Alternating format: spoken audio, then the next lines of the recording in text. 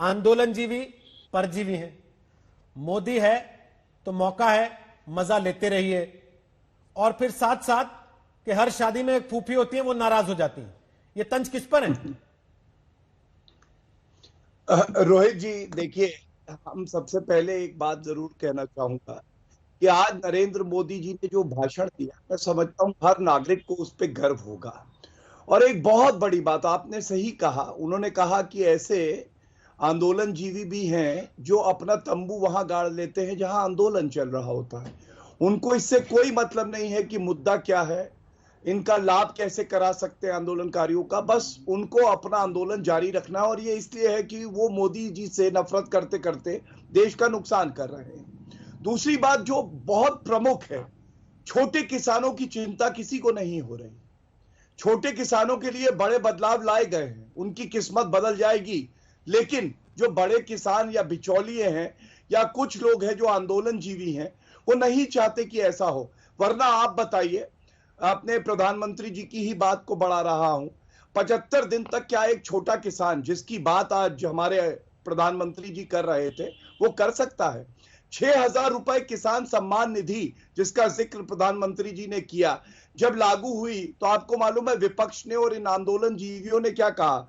इन्होंने ये कहा कि ये अपमान निधि है, ये सम्मान निधि नहीं है।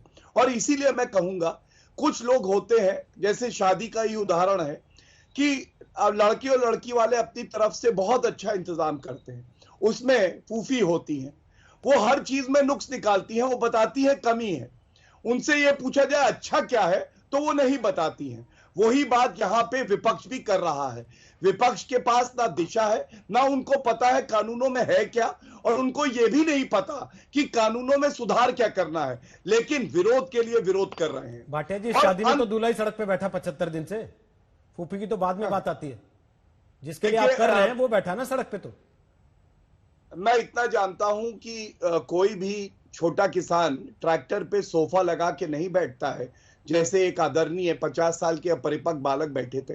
और रोहित जी ये सवाल जरूर पूछिएगा कि क्या कोई छोटा किसान जिसको सरकार मदद कर रही है किसान सम्मान निधि बीमा योजना के तहत और सॉइल कार्ड देके, क्या वो 75 दिन तक अपनी खेती से दूर रह सकता है? हमने सबने देखा है किस तरह से तिरंगे का अपमान हुआ, गालियां दी गई। शर्जील इमाम उमर खालिद किसान बन गए, योगेंद्र यादव किसान बन गए। ये किसान है नहीं, और भारत की जनता ये देख चुकी है। और एक बात और कहूंगा, विरोधाभास देखिए, ये प्रश्न आज जरूर पूछिएगा। एक पंजाब कॉन्ट्रैक्ट फार्मिंग एक्ट है, सेक्शन 25, पूछिएगा जरूर, मैं आपसे गुजारिश कर रहा हूं। वो कहता है कि अगर उल्लंघन किया कानून का पंजाब में किसान ने, तो उसके जेल की सलाखों के पीछे भेज देंगे।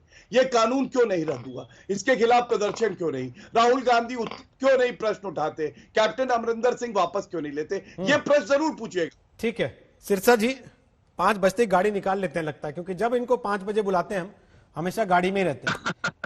सिरसा जी, माफी चाहता हूं जी आज के लिए। माफी। कोई बात नहीं, आप चलते चलते बात कर सकते हैं तो भी हमें कोई दिक्कत नहीं है। लेकिन थैंक यू। ये आप जा रहे हैं या आ रहे हैं प्रधानमंत्री की बात के बाद? आपने आने का सोचा है या जाने का ही है अभी भी, कि चलते ही रहना है और जाना है?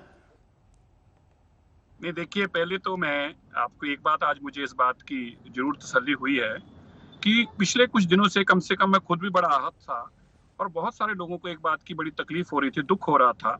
ऐसा मैसेज जाने लग पड़ा था जिसके कारण हमें लगता था कि सिखों का पर्टिकुलर नुकसान हो रहा है, और एक ऐसा मैसेज आ रहा है कि जैसे हम कोई देश विरोधी हैं। तो कम से कम आज प्रधानमंत्री जी ने जो अपने वक्तव्य में ये बात कही और सिखों के बारे में बताया, तो मुझे उम्मीद है कि बीजेपी के जो भी स्पोक्स पर्सन है या बीजेपी का जो भी नीचे तक का स्तर तक का आदमी इस भावना को समझेगा कि किसान आंदोलन किसानी का आंदोलन है। अगर उसके अंदर पंजाब का किसान है तो उसका मतलब ये नहीं है कि वो कोई एंटी देश की बात करता है या एंटी देश के खिलाफ बोलता है।